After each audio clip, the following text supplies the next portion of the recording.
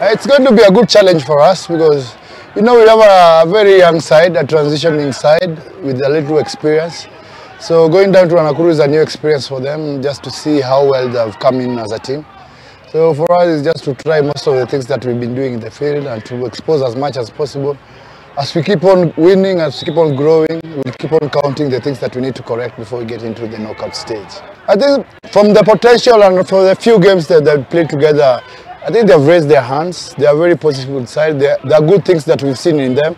And there are a lot of positives that we still see them building as they continue playing. So it's a young side, we know that, and we expect a lot from them. They've been pushing themselves to the limits. I know they will still get better with the future as they keep on playing. So for us, to play as much games as possible and to see how good they will be in the future. It's not a pressure to us. We keep on winning each game. We'll play Kabrast at one point. I think that will be the decider who leads the pool. So we'll keep on winning wherever we can win. We'll keep on building where we need to build, and we'll build a future to see how good they will get when we get to the knockout stage. I feel okay, well recovered for this weekend's match. Of course, we had to take a rest to fully recover as we prepare to this coming weekend. Of course, we take Nakuru and we have much confidence going into the match. Nayo fegi ya KCB